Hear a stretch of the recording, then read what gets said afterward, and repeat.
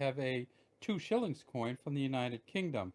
And when we did our last 2 shillings video, we said that 1967 was the last year that they made the 2 shillings.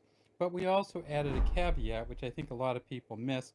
And so we got some emails about it. And what the emails said was, look, 1967 was not the last year that they made the 2 shillings coin. We looked it up, they said, and they made the 2 shillings coin in the United Kingdom until 1970. Well, let's explain that a little bit. This is the last of the circulating 2 shillings coins from the United Kingdom. And if we look at it, we can see that it will get some good light on there. Um, it says 2 shillings at the top. Well, kind of round is the top. TWO shillings. Down here it says 1967, and over here it says Fid Def, or Defender of the Faith. And so what they did on this particular coin, here's a little bit more light. Ah, look at that. It's just a beautiful coin. What they did on this particular coin was put the Fid Def on the back and the rest of the stuff about Queen Elizabeth on the front. So it says Elizabeth II, Dea Gratia, Regina. So instead of putting DG like they do on some of the more modern coins, they put the whole Dea Gratia. This, of course, is the Mary Gillick first portrait of Queen Elizabeth with a laurel or laureate in the ribbons. And I believe it's a 29-year-old Queen Elizabeth, which was on the 2 shillings coin from start to finish, from 1954 until, wait for it, 1970. They actually made 2 shillings coins until 1970. You're correct, those of you who said, well, wait a second, 1967 wasn't the last year. Well, 1967 was the last year of general circulation 2 shillings coins. So what do we have on here? Well, guess what that is? That's the Scottish thistle. We also have the Welsh leek. We also have the Northern Irish or Irish shamrock, and in the center of it all we have the English rose. Now, why did they stop making it in 1967? Well, because in 1968 they came out with this coin. Now, this is not the 1968 version for a very simple reason, and that's because we want to show you the 1970, because in 1970 they actually made 2 coins. This, of course, see how it says DG here rather than Dea Gratia? So Dea Gratia Regina FD 1970. Over here it says Elizabeth II, and of course in this one she's wearing the Girls of Great Britain and Ireland tiara. So she's changed her portrait, and on the back it says 10 new pence. So one of the things you'll notice with the 10 new pence and the 2 shillings is they are the exact same size, exact same reeded edge, but they have 2 different portraits on them. And the reason that we put the 1970 here is because in 1970 technically they produced both the 2 shilling and the 10 new pence coin. Now, when we put them both together, you can tell the difference of these two. And why is that? Because, of course, this one over here is a proof coin. This is a 1970. I'm going to touch it with our fingers because the packaging got ripped. 1970, 2 shillings, says the Fid Def. So this says 1970 here, and this is 1970 here. So in 1970, they made both the 10 new pence and the 2 shillings. But this 2 shillings was only, and I stress only, a proof coin.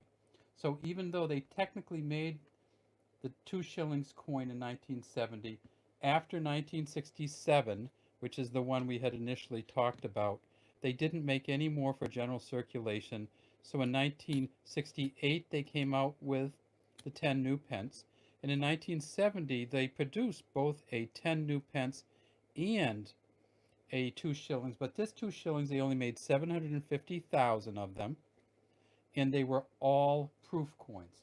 So this coin here on the right is worth $5 or more US, because it's a 1970 only made in proof version, and they only made 750,000. Now, how about the 1970 10 new pence? How many did they make of these? Well, they made 133.5 million. But that's not a large number, because they made 336 million in 68, 314 million in 69. So by 1970, they had already produced almost 700 million 10 new pence coins. And in 1970, this one never went into circulation. It only went into collector's sets, and you could only buy it as part of a collector's set. So you could buy the brilliant uncirculated version, and this, of course, is brilliant, and it's uncirculated, and it's just a beautiful coin, but it was never meant for general circulation, and as you can see, it never did circulate. And when you get one of these proof coins, it's amazing the detail that you can get in the wreath going around on her head. You can get a little bit of that detail here, but this is just amazing. You can see how the knot is tied. You can see how her hair is parted. You can see just great stuff. Now, one of the things that's a problem with some of the proof coins is you don't get much definition, because they kind of smooth it out. But on this one, you get incredible definition. Now, this down here, this little dot, this comes actually in the minting process. And so this one never banged against anything except coming out the chute at the mint, and that's what that is from. But look at the detail you can see in this, and look at how, now this is one of the things that they complain about in some of the proof coins. See how the outside beading actually touches a little bit? In some of the proof coins, you get that more than you get in some of the general circulation coins. This one is pretty close to the same, but this one clearly touches, and this one has a little bit of separation.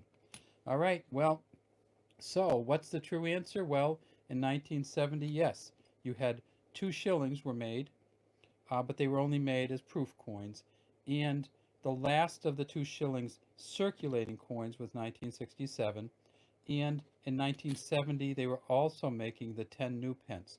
So for the year 1970, they made both the 10 new pence and the 2 shillings, or as they called it, the 1 florin coin, Florin. Both of these, the way that they were able to keep both of these is they both had the same value. This 10 new pence was 1/10 of a British pound, and the 2 shillings was 1/10 of a British pound, as was the 1 florin. Now, how long did they let you use the 2 shillings coins in Great Britain?